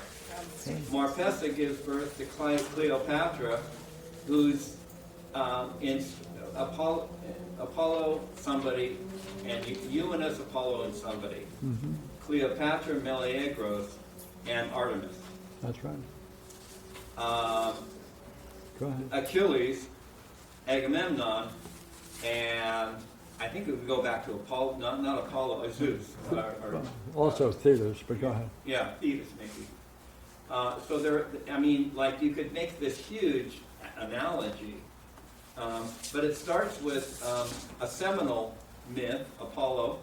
It goes to Artemis, which is a story, and then it goes to Phoenix, which is transmission, and then it goes to Achilles, which is an acting out.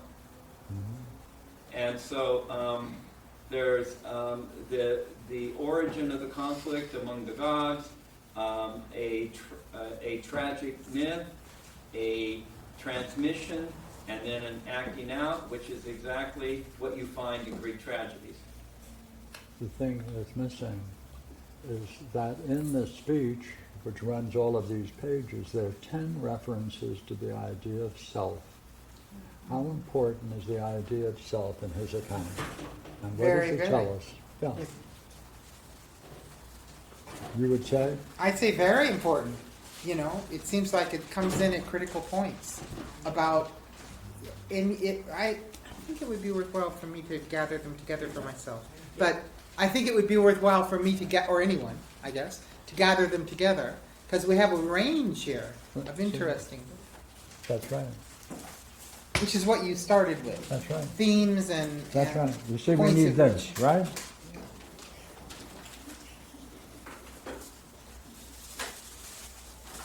I've seen that before. Really?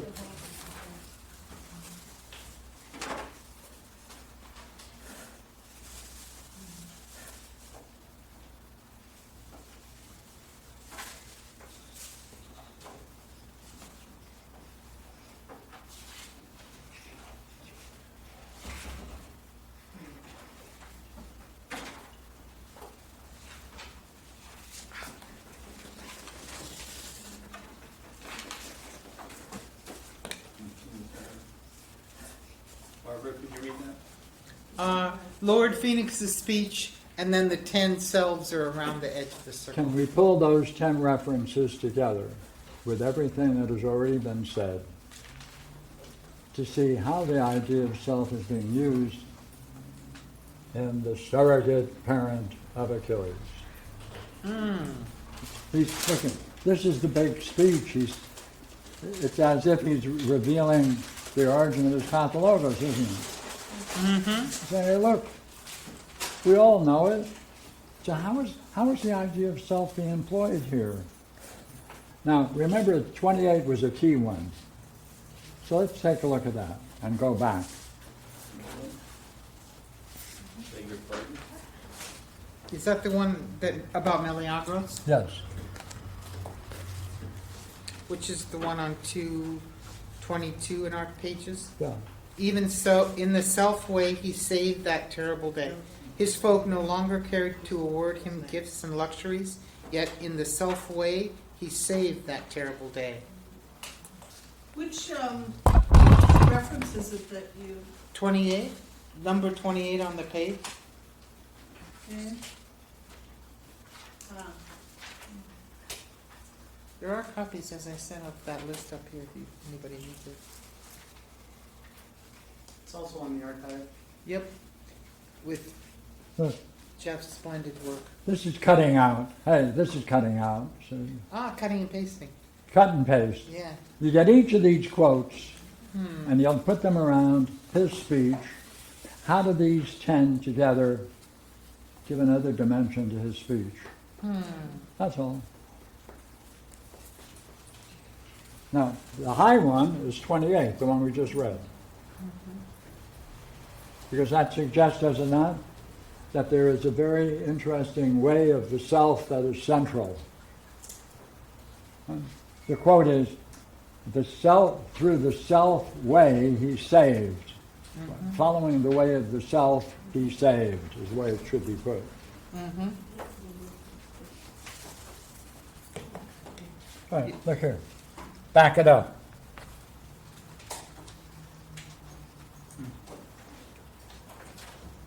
"27.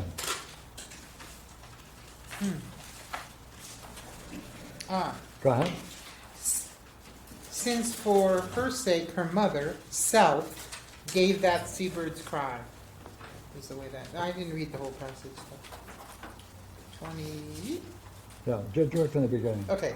This lovely lady, This lovely girl was born to Marpessa, of ravishing pale ankles, Euenus' son, and Ides, who had been most powerful of men on earth. He drew the bow against Lord Phoebus Apollo over his love, Marpessa, whom her father and gentle mother called Alcyone. Since for her sake her mother, self, gave that seabird's forlorn cry when Apollo ravished her. Yeah. what's happening? When Apollo ravished her, she let go of this cry. Yeah, from herself. Go ahead. And well, it's maybe. Since for her sake, right, her mother, self, Gave that cry for her, right, for her daughter, for her daughters. for her daughter's ravishment. Yeah. What does that mean? That her mother saw the injustice of it, or And saw was the- doing it for and her was- daughter. and was doing it for her daughter. What does she want the daughter to know? That I would say, despite that it's Apollo, she she's still with her daughter. Or, I don't know. Anybody? Come on. How seriously is this? Oh, very serious. Yeah. Yeah. Therefore? Deep, like the deepest, The deepest. strongest feeling, Ah. like identity, or with her daughter, or Yeah. Since for her sake, her mother gave let that go a cry for her daughter's sake for Sake. her daughter's for her. experience, or her Right, daughter's right. treatment. So it's for her sake that she reached to the self to express whatever it is she is expressing. Yes. So her daughter can be benefited. Yes. Yes. I think that's quite right. So if you can make a cry from the self, you're doing great. Yes. Is that right? Okay, another one. Come on, back up.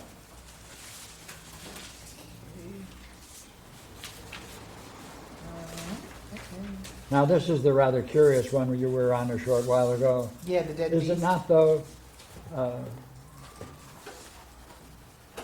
This is the great boar, right? These great husks gleaming, ravished the man's vineyard many times and felled entire orchids. Orchards. Orchards. Root selves. Right? Blossom selves of apples. And all. Yeah.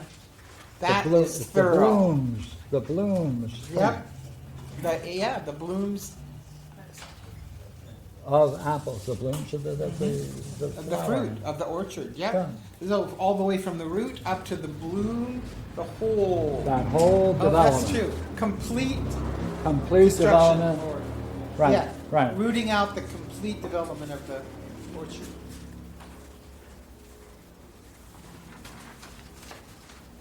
Right, a complete development.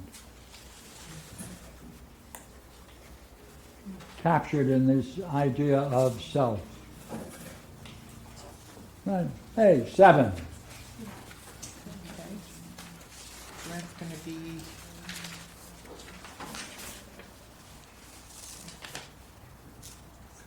Is that the one to self dearest among the Argives? Which or are you doing the one about the head of the beast? The flower. Oh, we just did the flower, didn't we? Oh, that's true. Okay. But this is not so. He will give many things at once. He persuaded others. Promise. He has sent his noblest men to intercede with you. The flower, and to you, self. Right? Yeah, those that are dearest. Those who are Those dearest. dearest to self among the archives. So Look here. that's the part that always gets Okay, me. look here. Those dearest to self. So not only they are the noblest, not only they are the flower of the army, but they are dearest to self. Yeah. So that's going That's higher. going even higher, yeah? That's going higher, right? Yep. All right. 6. Okay, 6 is, this is the gods' selves, which is, quell your anger, Achilleus, you must not be pitiless. The gods' selves relent, and are they not still greater in bravery, in honor, and in strength? Very similar to the last one, isn't it? in some Yep. way? The gods together have selves, and they can relent as a unit, Yeah, right? yeah. And So- and they're greater in honor and Right. strength. So and, the gods have selves, and they can act in unison, right? And so relent together. Right. 5. okay. This is the one 9 times they spent the night, or the other one? Slept Urged- beside. Yeah, and slept beside self, taking the watch by turns, leaving a fire to flicker under the entrance colonnade. And one more in the court outside my room. They recognized his clarity of purpose or his deepness of 9 times they spent the night and slept beside self.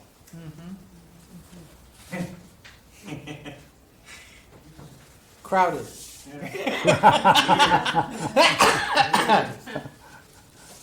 Now come on, that's a puzzle. Come on. Yeah. What can you do with What it? does that mean?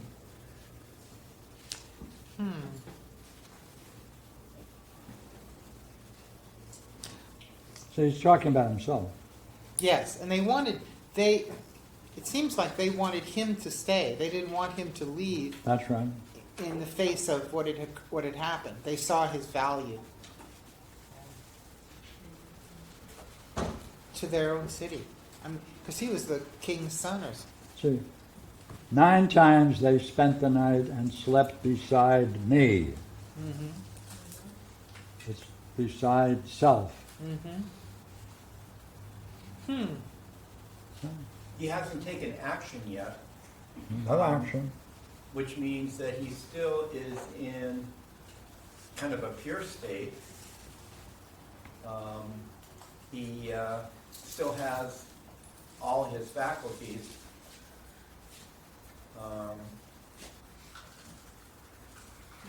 Because he hasn't taken action, he can say he's not involved in all the considerations. He can wait to act from himself. Yeah. Right? It's a good one. All right? The next one. Our household and our neighbors, it is true, urged self to stay. It's pretty much along the same line, even stronger. Yeah, do this beginning sentence. Go ahead. From that time on, I felt no tie with home, no love for lingering under the roof tree of a raging father. Our household and our neighbors, it is true, urged me to stay. They made a handsome feast. Urge self to stay. Sorry, urged self to stay. Yeah. Right, so we urge your better self to say? The higher Is it self? the higher self? That's what you were. Yeah. They're making appeal on that level? Looks like it. Looks Yep. like that? Yeah. So there's some awareness in the. Well, in the wait a minute. How about 20? 20.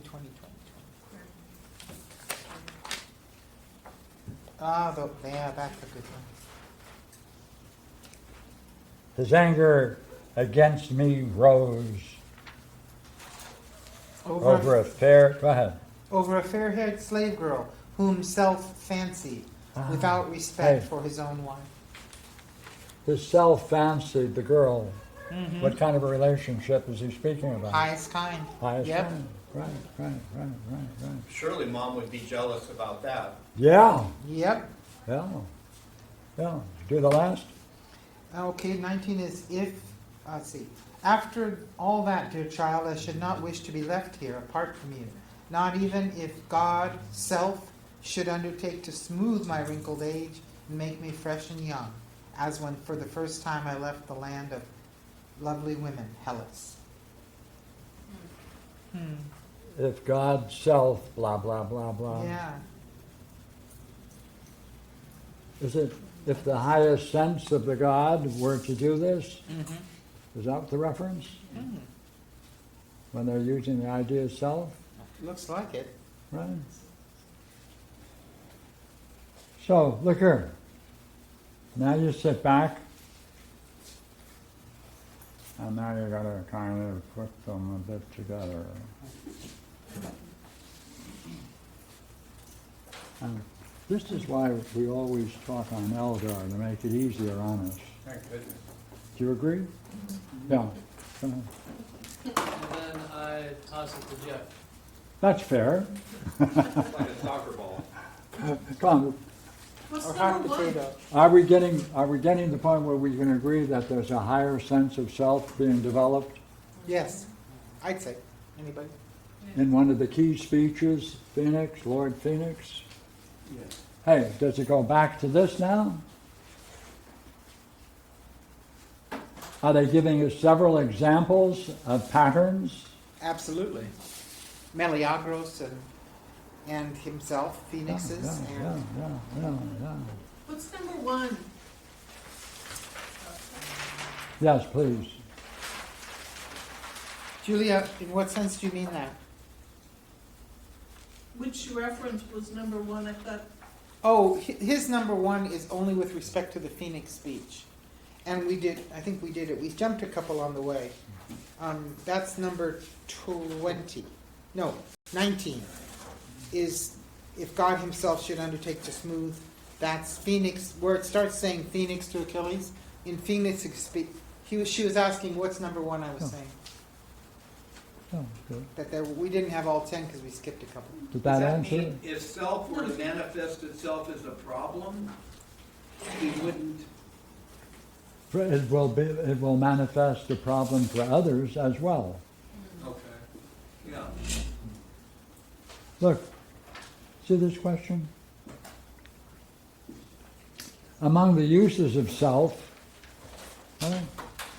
which can you use as a clue to the more profound use of the self? So the ideal thing to do is you go through these and you pick the couple that are the clearest and allow you to make the most interesting, profound point about the idea of the self. Right? Look here. That's like a piece of jewelry. That's the stone. That's the key stone. Around it, there are going to be other stones, lesser. This should be the key quotes from the 10. You anchor your thought on that, and then you allow yourself to show how, from that viewpoint, you can then see the lesser forms. Wow, that'd be something. Right? You pull them together, now you're walking away with the idea of the self in Phoenix's speech. Right?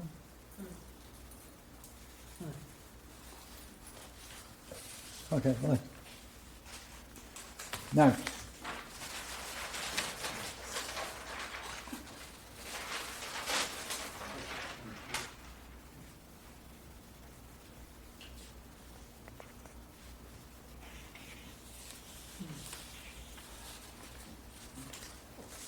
Hey, are you seeing that in chapter 9? There's a design that's there, or there's a certain order of material, which you can then see the whole of the Iliad, Mm-hmm. or the major drama of the Iliad? Yeah, I think David took us some distance on that path. Yeah, Yeah. yeah, yeah. So then, if you put the two together, You should be able to see how the self manifests itself, or how it's the goal to demonstrate something about the self. No, to demonstrate the highest nature of the self is what the Homer designed the Iliad for. and now we're going to go from 9 to 10 Okay. and Anybody else? see how we can build on that. If we can see in Phoenix's speech how the highest of those quotes and the unity of them can show the goal of the speech to show the role of the self, then we can if we can then tie that to the structure of the whole Iliad, then it looks like that might be the point of the Iliad. Right. That'd be better, clearer. And this is only, of course, from the key figure of the surrogate, Yes. the surrogate yeah. parent, Yeah. Phoenix. And all the analogies too, Right, right, right. therein contained. So,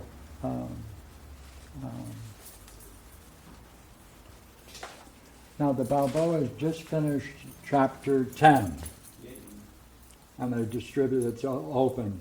So let's hold for 10 and 11 for next week, Okay. right? And take a break. Okay, I just made some coffee, so there's cookies still. That's a Now, no. That's a I'm taking noble. donations over here. Donation table.